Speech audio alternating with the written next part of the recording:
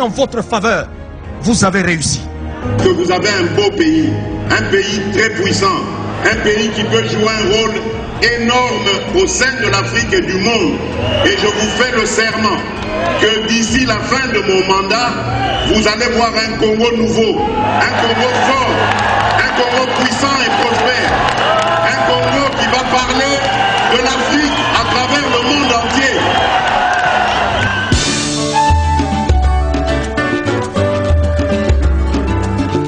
Yahweh, Yahweh, bénis sa forme. Yahweh, Yahweh, batela nitombo.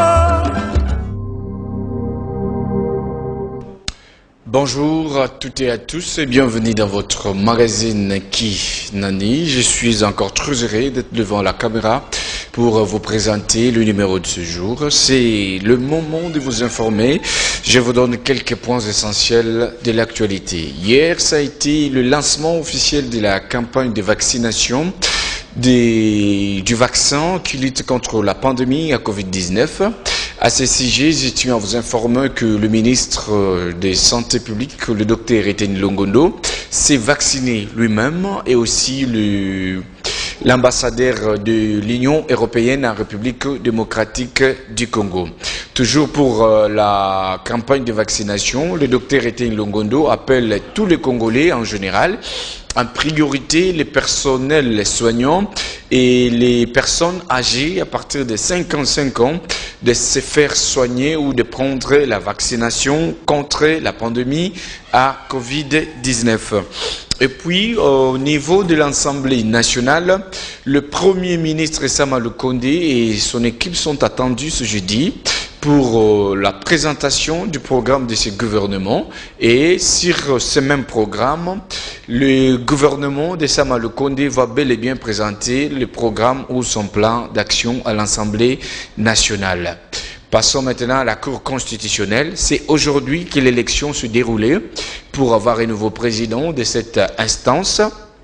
Dieudonné Kalouba a été élu comme nouveau président de la Cour constitutionnelle, malgré que le professeur Mbata qualifie ceci comme étant une violation de la Constitution. Au niveau international, je vais vous informer que le président Idriss Déby, le président tchadien, a été assassiné. Il est mort et sa mort a été causée par des blessures par balle qu'il a reçues au front. Je vous dis encore une fois, bonjour.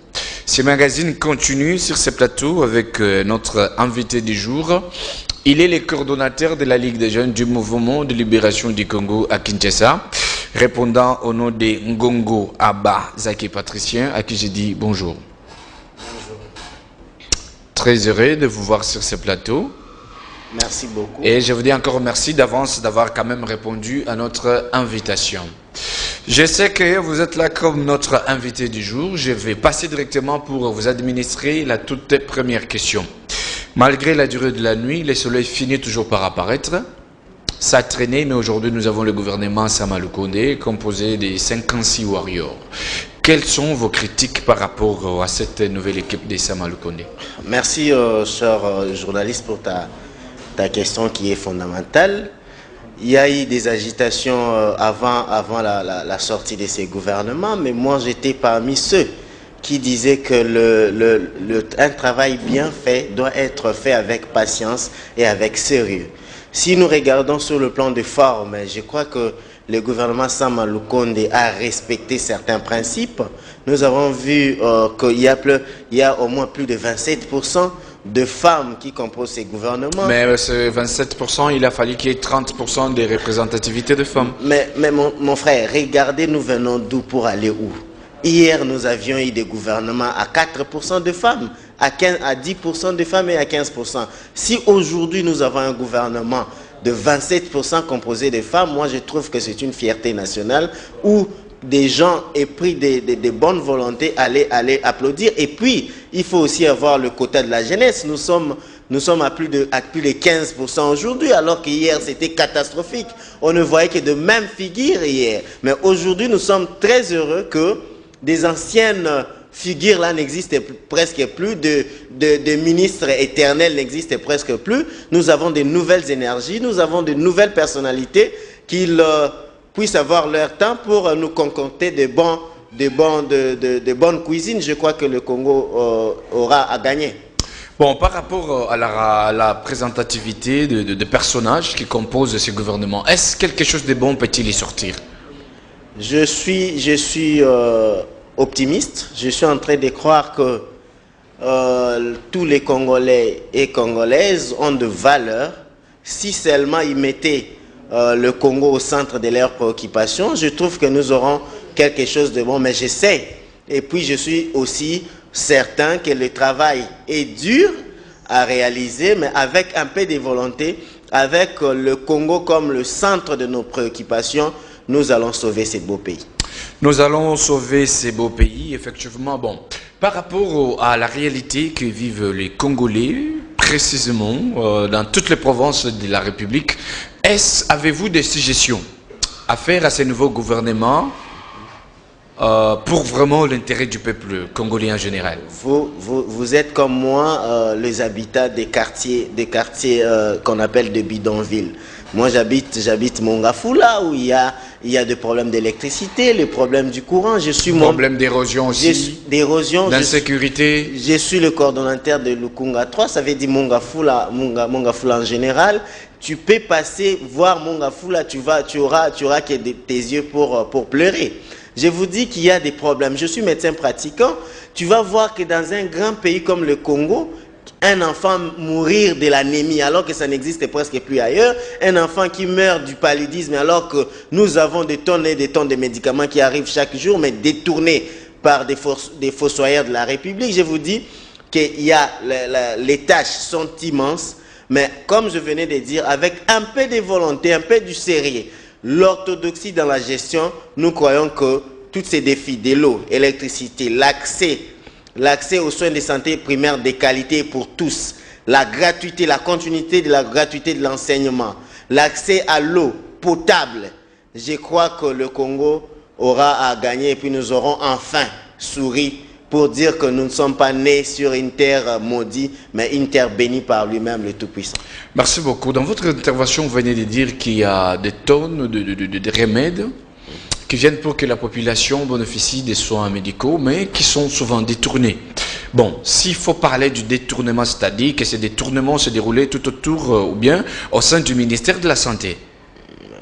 Oui, bien sûr. Et si cela s'est fait, pourquoi jusqu'à présent il n'y a jamais eu d'audit ou de contrôle dans ce ministère pour que les responsables soient tout à fait... Mon frère, je vous dis que ce pays a été gangréné il y a de cela 18 ans.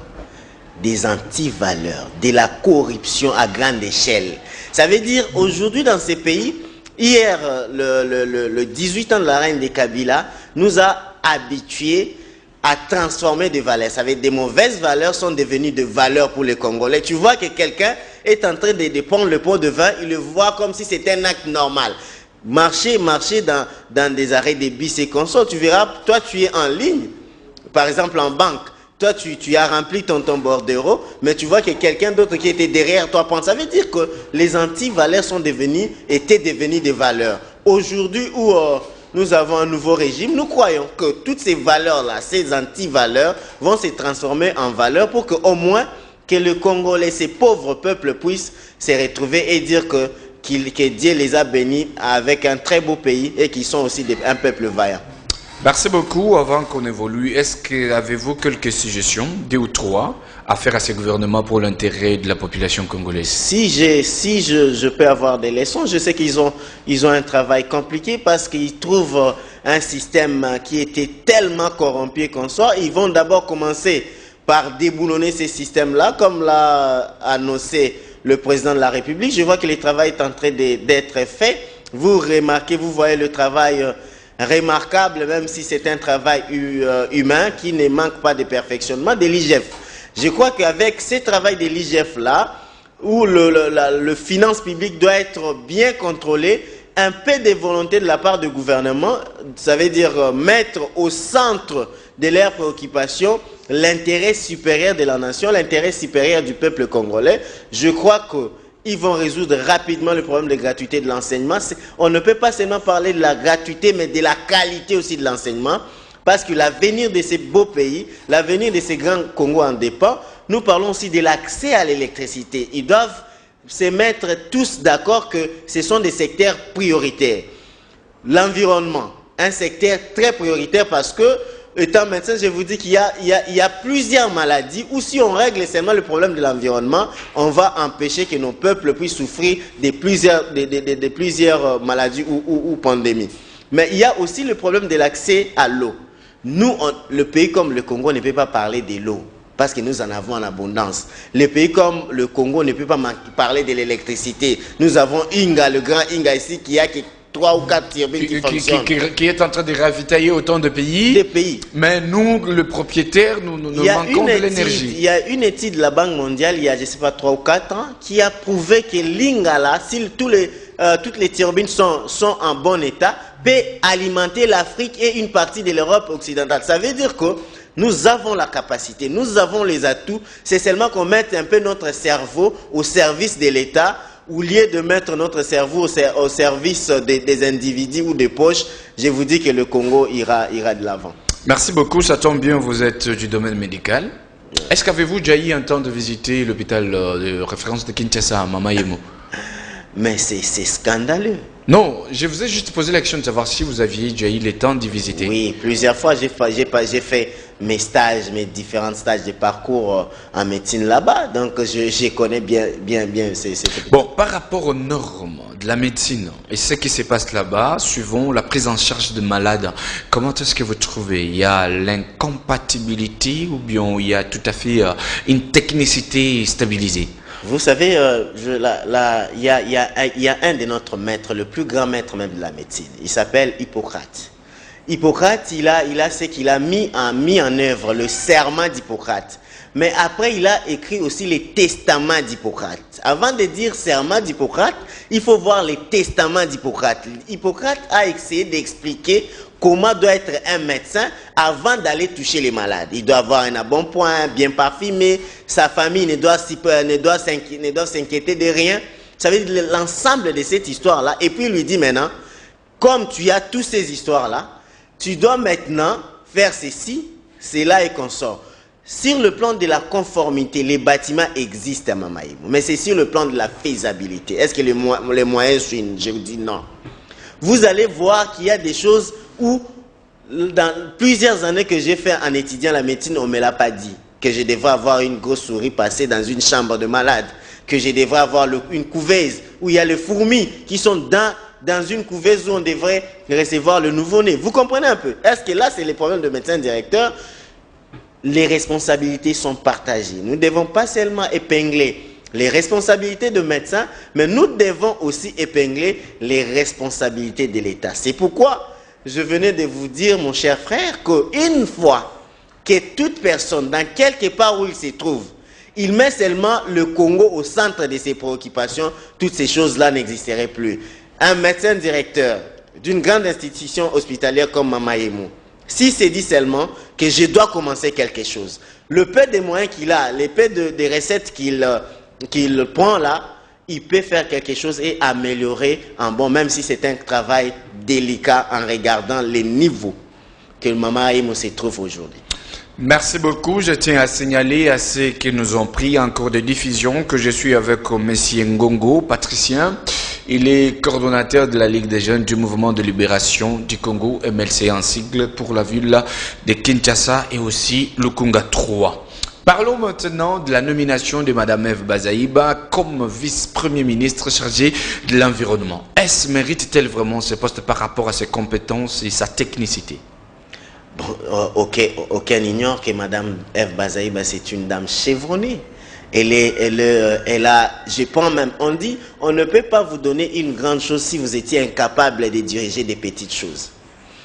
Le mouvement de libération du Congo, le parti cher à Charman Jean-Pierre Bemba, c'est un grand parti politique.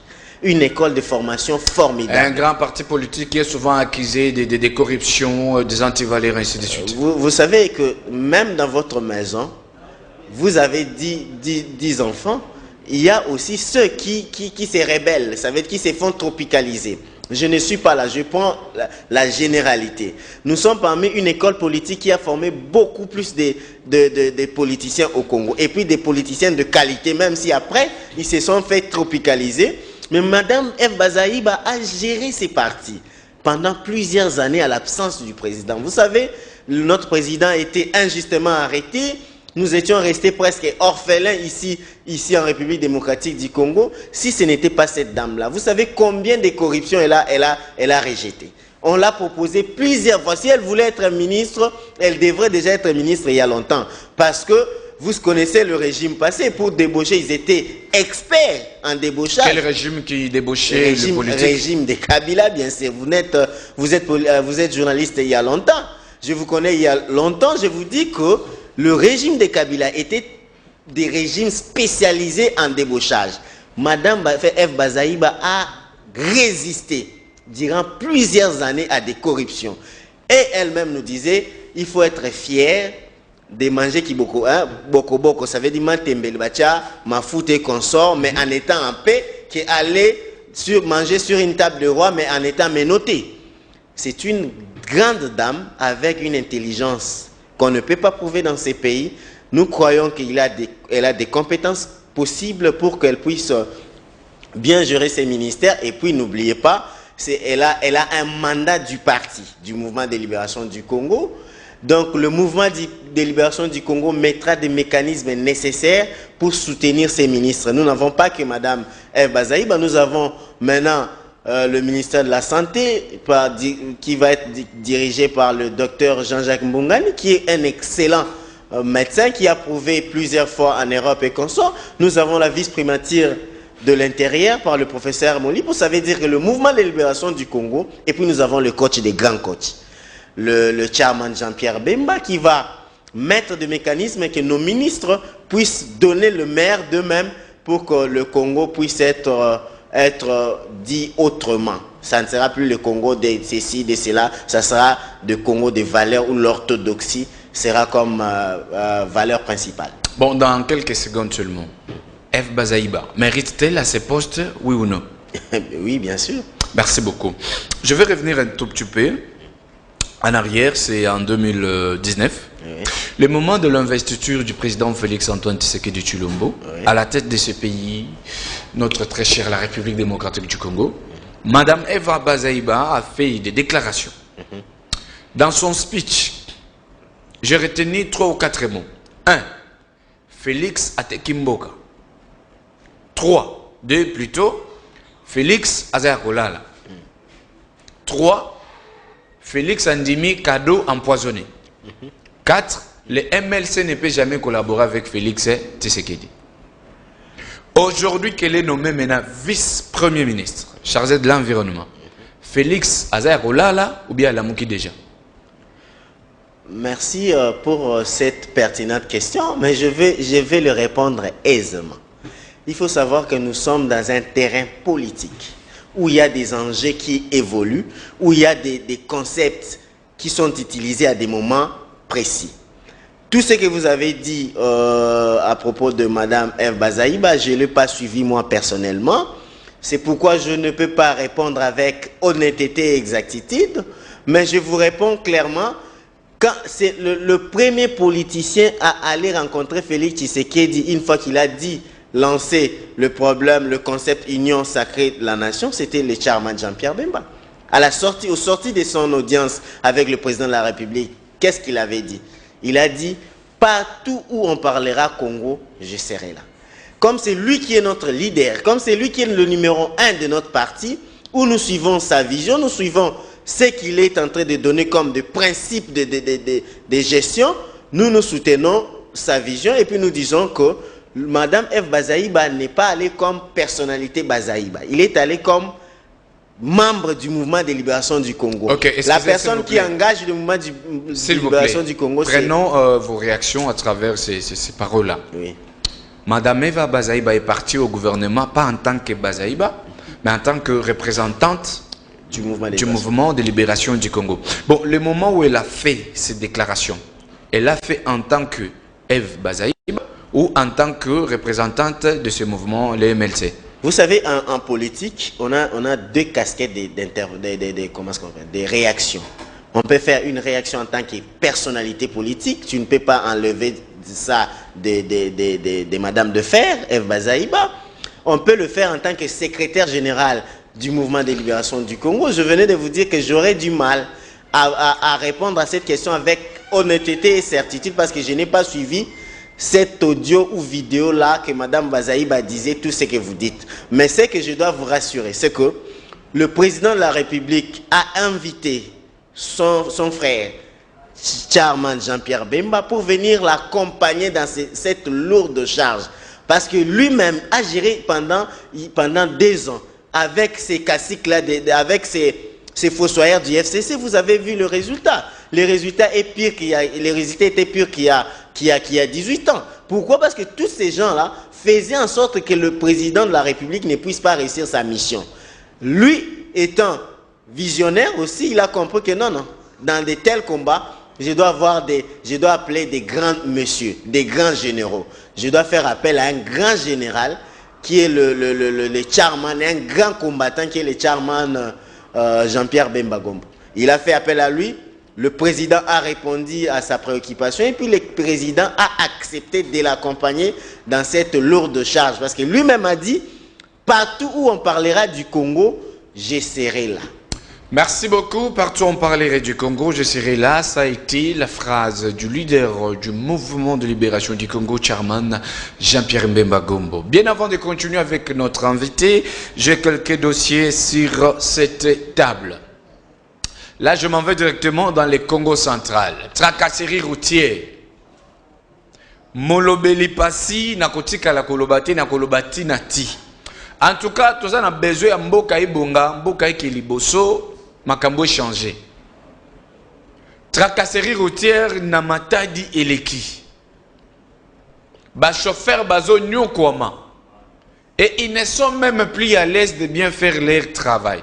Attention, chauffeur à travers un moral. Il faut BBC moral naie, donc BBC journée ne mobimba. S'il vous plaît, cher PCR, yangonga na surnommé kibino.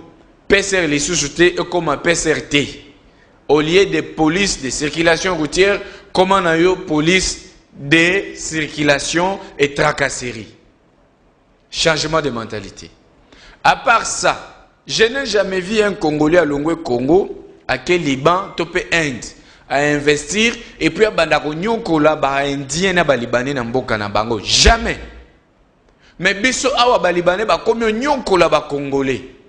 Je suis en train de parler de ces Libanais où il y a Maison Galaxie na Rond-Point Ngaba. Ils ont maltraité les Congolais. Au lobby na bango balongwa musala 21h. Mais couvre-feu ils ont banda 22h. Salaire à malongé zalakate, ceux qui ba meki au loba au kangisi bango et puis na yo pe policier au kangara batuana, otuna kata motifité. Ba finio ka mbota likasu kanga muto au kangi pe mbala moko bani pe ko bete fimbu na miso libanais. Soni ya mboka na biso mais yo moko ozo valoriser yango pain victoire pe na ba dossier awa ba congolais ba kosala kuna bazo nyokwama. Arrêtez ces choses. Les autorités compétentes, je suis sûr et certain qu'avec ces nouveaux gouvernements, il faut penser avant toi ça là na Babylone on est ba pain victoire wana partout à faire signer ces employés contrat de travail. Parce que je suis sûr et certain qu'avec méthode wana Libanais to pe india ko tikalaka ko nyoko la su congolais la mabele na été.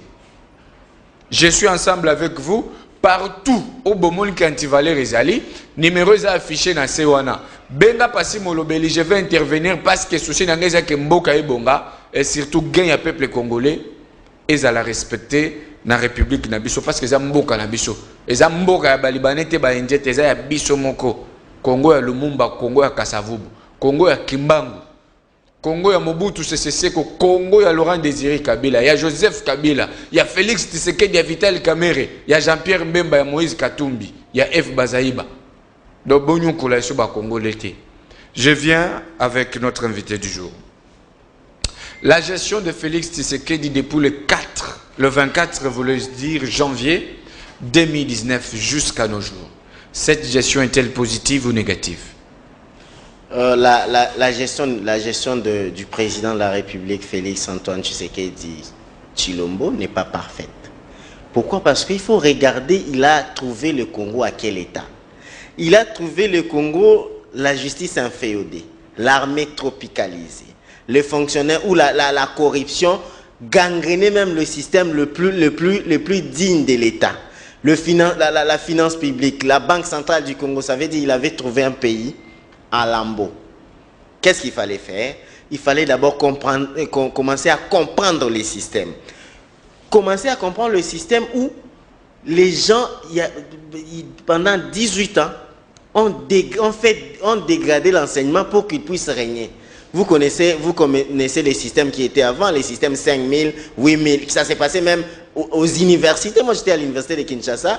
Vous comprenez, pour un FEOD, pour dégrader l'enseignement, il allait même corrompre l'élite de demain, pour leur donner des 1000 francs, des 5000 francs, pour qu'ils ne puissent pas, revendiquer leurs droits. C'est cet état de choses que Félix Tshisekedi a trouvé. Mais maintenant, où il avait compris, il a mis des mécanismes pour déboulonner les systèmes en associant les autres aujourd'hui. Je crois que nous devons avoir de l'espoir que le Congo ira mieux. Nous devons avoir de l'espoir que le Congo ira mieux. Bon, dans ces 10 ans et quelques mois, quelles sont les réalisations que les premiers citoyens Félix Tshisekedi a pu réaliser, qui vous ont vraiment convaincu depuis sa prise de pouvoir à la tête du pays? Moi, c'est seulement la plus grande réalisation pour moi. Et puis moi, c'était une idée formidable parce que c'est déjà ancré dans la Constitution. C'était la gratuité de l'enseignement. La gratuité de l'enseignement. La gratuité, parce qu'une fois que vous avez une élite, des enfants bien formés, espérez-vous avoir un pays meilleur. On peut vous donner à manger. Quand on vous prive de l'instruction, il faut savoir que vous êtes malheureux toute votre vie. Le président de la République a tapé bon là où vraiment il fallait commencer, la gratuité de l'enseignement. Même si les attentes... Donc, tu es affamé il y a 18 ans. On commence par te dire d'abord tu dois aller apprendre comment pêcher pour manger. Ça, c'est une très bonne chose. C'est une personne qui comprend ce qui va vous rendre indépendant tout au long de votre vie. Mais vous avez compris, je venais de vous dire que la corruption est tellement ancrée dans la tête des Congolais, où Willy Bakonga, je ne sais pas, on va l'appeler qui excellence ou quoi, mais moi, et selon vous pouvez le qualifier comme... J'ai de l'amertume de citer même son nom, parce que il a boycotté, il a mis de coq à jambes dans ces beaux programmes pour en faire son business. Regardez combien il a maintenant dans la ville de Kinshasa. Ces écoles sont devenues des multiples. Pourquoi? Parce qu'il a pris plus de 800 écoles avec des arrêtés fauchés pour leur mettre sur la liste. Les enseignants, il avait pris ceux qui n'étaient pas enseignants sont supérieurs à ceux qui sont enseignants. Vous comprenez comment quelqu'un... Donc combien tu peux vivre dans un pays où tu te dis que tu as des milliers de gens, de 90 millions d'habitants, mais tu sacrifies pour ton intérêt, l'intérêt de ton clan, ta famille et tes femmes que tu as. C'est absurde. Par rapport à cette façon d'agir de Willy Bakonga, comment est-ce que vous les qualifiez, selon vous? Il est tout sauf excellence. Il est tout sauf excellence. Merci beaucoup, nous allons avancer. Bon. Quels sont les atouts que vous avez trouvés chez Félix Tshisekedi, que vous pouvez vous mettre en cours de route un jour pour les promouvoir chez d'autres citoyens congolais? Non, je l'ai toujours dit, il a le sens de la diplomatie. Il a le sens de la diplomatie, et puis nous comprenons très bien parce qu'il a vécu longtemps à côté d'un très grand politicien. Je cite le président de raison mémoire, Etienne Tshisekedi. Lui, il était... Et puis regardez, c'est comme s'il a été préparé, parce que dans toutes les fonctions qu'il a pu assumer à l'UDP, c'était seulement soit chargé des affaires, des relations publiques et consorts. Dans tout ce qu'il a eu comme fonction à l'UDP, c'était ça. C'est comme si les Sphinx voyaient en lui, préparaient en lui quelque chose pour venir tant soit peu aider son beau pays. Merci beaucoup. Nous allons respirer un tout petit peu par rapport à ce que nous allons vouloir entamer tout de suite là. Est-ce pourriez-vous expliciter à nos téléspectateurs, fans de ces magazines, comment se fait la passation du pouvoir à la tête de la coalition Lamuka, depuis sa création jusqu'à nos jours? C'est la question que j'attendais le plus. À toute personne sensé et aisé peut aller lire la charte transformant la coalition Lamuka comme comment est-ce qu'on appelle ça, une composition électorale pour l'amener à un regroupement politique. C'est dit clairement, je crois, dans ces articles 6 de la charte. Tout le monde peut la voir. Vous pouvez aller sur Opéra Mini, vous télécharger. C'est dit que ça se passe d'une manière automatique. Je ne sais pas comment ils avaient eu cette sagesse. Ils ont même dit que la passation peut se faire sans pourtant qu'il y ait une manifestation officielle. C'est d'une manière automatique. L'autre point. Donc, admettons que moi j'avais le pouvoir. Oui. Ça devait prendre fin le vendredi. Aujourd'hui, nous sommes mardi. Oui. Dès qu'il est 23h59 du vendredi, qu'on se retrouve ou pas, oui, qu'on soit ensemble ou pas, c'est l'autre personne qui est directement... C'est clair. J'ai même la charte, je crois, avec moi ici. Hein, article 6, je crois. Ça doit être donc, l'alinéa 5 ou oui. 4. Voilà. C'est clairement dit que la passation de pouvoir est automatique, sans nécessiter une cérémonie de passation du pouvoir, du passation officielle. Ça veut dire que toute personne épris de bon sens peut comprendre clairement que la Mouka est présidée aujourd'hui par M. Moïse Katumbi. Bon, merci beaucoup par rapport à ça. Bon, pour le moment, le MLC, Mouvement de Libération du Congo, de Charman Jean-Pierre Mbemba Ngombo, où est-ce qu'elle se positionne pour le moment? C'est dans l'Union Sacrée ou dans la coalition Lamuka? Nous sommes le parti républicain. C'est-à-dire? Nous faisons des choses par rapport au texte. Est-ce que vous avez vu?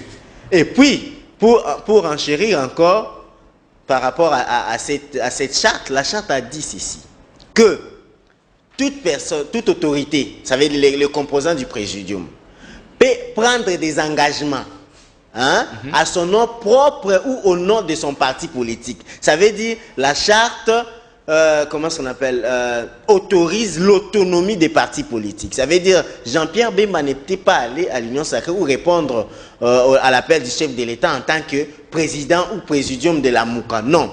Il était allé en tant que Jean-Pierre Bemba Gombo d'abord, personnalité politique, et président du mouvement de libération du Congo. Bon, parce que la charte autorise l'autonomie des partis politiques et des personnalités. Ok, merci beaucoup. La charte autorise cela. Mais selon de vos Kitoko Moulenda, le secrétaire de l'ECD, qui est aussi membre de la Mouka, pour lui, le fait que Jean-Pierre Mbemba et Moïse Katumbi aillent rejoindre Félix Tshisekedi, ils se sont auto-exclus directement dans la coalition Lamuka, et à partir de là, ils ne peuvent plus être mandatés au présidium de la coalition. Et ne voyez-vous pas qu'il y a un méli-mélo là-dedans? J'ai beaucoup du respect au professeur Devos Kitoko, parce que nous avons eu plusieurs rencontres avec lui dans le cadre des travail et consorts, mais j'ai me posé la question s'il s'est fait tropicaliser encore, parce que c'est ça la qualité de l'élite congolaise. Je vous dis que est-ce que vous pouvez me donner la charte de l'Union Sacrée de la Nation? Il y en a? C'est déjà officiel? C'est publié? Ça dit quoi? Parce que la coalition Lamuka a une charte. Est-ce que l'Union Sacrée de la Nation a une charte? Le président de la République vous a dit que c'était un regroupement politique. Pour qu'on puisse vider la question de la Mouka, nous devons d'abord avoir cette charte-là. Nous, Mouvement de Libération du Congo, nous sommes un parti réfléchi. Une fois qu'il y aura une charte de l'Union Sacrée de la Nation, nous continuerons à travailler comme nous avons l'habitude, dans des colloques et consorts. On va analyser. Est-ce que cette charte convient à ceci, ou la charte de la Mouka est meilleure, et puis nous allons nous déclarer. Mais maintenant, là, le président de la République n'a fait qu'appel aux gens de bonne volonté en disant que le Congo est en danger. Est-ce que nous devons mettre la charte de la Mouka, ou la Mouka comme coalition, ou les avis les avis tribales de certains cadres de la Mouka au-dessus du Congo. Non. Le président fait appel aux personnes de bonne volonté pour le rejoindre. Il avait invité tout le monde, même Fayulu avait réussi l'invitation. Dès votre arrivée à l'Union sacrée, ce n'était plus la bonne volonté de servir le pays, ça a été déjà pour le gain, je vais avoir tel ministère, je vais avoir telle institution, je vais gagner ceci, je vais gagner cela. Mon frère, vous êtes sans ignorer qu'au mouvement de libération du Congo, ces histoires-là n'existaient pas. Nous sommes un parti discipliné. Un parti discipliné, ça va, nous avançons parce que nous sommes déjà presque à la fin. Oui. Dans la coalition La Mouka, il y a 4 leaders. Qui dirige qui? Mais c'est la charte l'a dit, que la coalition est présidée par un coordonnateur qui fera le mandat de 6 mois, où la passation s'est faite d'une manière automatique à l'autre. Qui dirige qui? La réponse est que c'est la personne qui dirige à ces moments précis-là qui dirige les autres. Pour le moment, qui dirige? C'est Moïse Katumbi, bien sûr. Mais ici, c'est Adolphe Muzito qui a fait passation de pouvoir avec Martin Fayulu. C'est de l'ineptie. On ne peut pas être un grand leader, croire que nous pouvons donner des leçons aux autres si on ne commence pas à respecter nos engagements. Et il a même dit que Moïse Katumbi et Jean-Pierre Mbemba doivent faire une autre coalition au lieu de mettre trop du désordre dans la Mouka. La Mouka, je ne comprends pas. Est-ce qu'il a lu leur propre charte? Et on a dit que la démission d'un membre du présidium est volontaire. On n'a pas dit que quelqu'un doit exclure. Il doit lire ça. Il doit lire bien leur charte. Moi, avant de venir aujourd'hui sur ces plateaux, j'ai eu à consulter le D-charte. J'ai vu qu'il n'y avait aucun endroit où c'est écrit que les 2 personnalités, les 2 qui faisaient membre du présidium, peuvent exclure les autres. Et puis, j'ai lu qu'il y a des organes dans la Mouka. Vous avez lu la déclaration de l'autre organe de la Mouka. C'est eux-mêmes qui préparaient le présidium de la Mouka. Ils ont dit qu'ils ne sont pas dans ce que le président Martin Fayulu et le président Muzito sont en train de faire. Merci beaucoup. Nous sommes déjà à la fin. J'ai au moins 3 questions. Mais pour vraiment me faciliter la tâche et celle de mes téléspectateurs, j'aimerais que vous puissiez quand même répondre à ces 3 questions en lingala. Ok. Je ne pense pas que ça va vous causer problème. Non, je suis congolais. Merci beaucoup. Vous êtes congolais, surtout membre de l'EMLC. Je sens que vous avez un sang très chaud. Et surtout que vous êtes coordonnateur de la Ligue des jeunes. Bon, j'ai 3 politiques devant moi. J'ai Moïse Katumbi, Jean-Pierre Mbemba et Martin Fayulu Madidi. Nabango misato nani akosaka te. Nani akosaka te. Donc nabango nyonso nani akosaka te, ça sera compliqué de répondre directement que nani akosaka te parce que mutu nyonso na mokili asa kosa moi quelque part. Donc akosaka te pour nani parce que même ceux qui habitent sur le plan politique, on a des preuves qu'il y a eu telle chose. Comme ce sont des très grands leaders que je respecte beaucoup, je ne peux pas avoir des critiques concernant Nini Nabango. Merci Obangi Nayok pour nous répondre. Dans le Congo, il faut comprendre que Nabangi te, que je n'ai pas de preuves et mensonges Nabango. Deuxième question. Vrai ou faux, Moïse Katumbi est le patron de tous les leaders de la Mouka? La politique, oui, normalement, si nous étions dans un pays des hommes normaux, on ne pouvait pas parler de la richesse dans un pays pauvre, alors que toi tu es leur leader. Oui, bien, dans un livre, mon président Jean-Pierre Bemba Koma, le choix de la liberté. Tabo Mbeki a une question, Jean-Pierre Bemba, yo papa nabino aza milliardaire, yo moko za millionnaire, pour nani nozo ki négocie mamando qui place eza bangungi bazali, bazamba avec le risque et péril.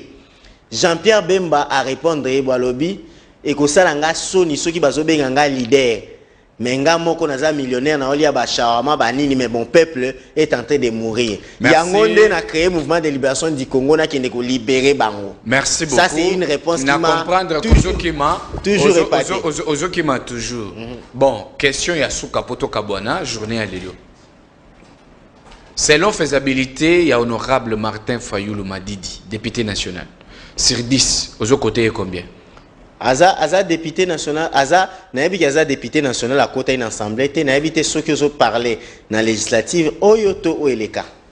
Pour Yasiko, Naïbi Aza député national, mais suppléante Naïe dans l'Assemblée nationale, il y a un côté. C'est bon. Martin Fayulu a politique. Sa façon de faire, sur 10 sur côté est combien? Bon, il a des côtés formidables comme un leader, mais il a des côtés mesquins aussi. Sur 10, maintenant, on c'est combien? Non, c'est 5. Merci beaucoup. Nabaïno Sobalanda Kibiso. Quelques secondes, puis ça message Nabaïno Sobalanda Biso avant de t'abonner à mon commandant. Merci beaucoup. Na CP Limingi invitation na binon de Konangai et puis na CP na cadre émission na émission. Je crois que tu as l'occasion mingi ya kosoana congolais. Biso le réseau préoccupé biso le plus c'est à Congo. Ceux qui n'ont pas loko ya koloba ezali que ba politicien nyonso ya mboka oyo to longola kana eloko ezo kabola biso potia totia na centre eloko ezo kosangisa biso eloko ezo sangisa biso eza République démocratique du Congo. Je crois que une fois que tu comprendre que la République c'est un pays formidable, tu la divergence, tu vers convergence. Merci beaucoup à tous ceux qui nous ont suivis. Merci à toute l'équipe. Merci à Gimbemba. Merci à mon réalisateur Chim. C'est sans oublier ingénieur Lubaki, Cash Kashinde. Bien de bonnes choses à vous. Moi et vous, je vous retrouve demain à la même heure. Au revoir. Quand vous avez une voix qui se lève pour parler en votre faveur, vous avez réussi. Que vous avez un beau pays, un pays très puissant, un pays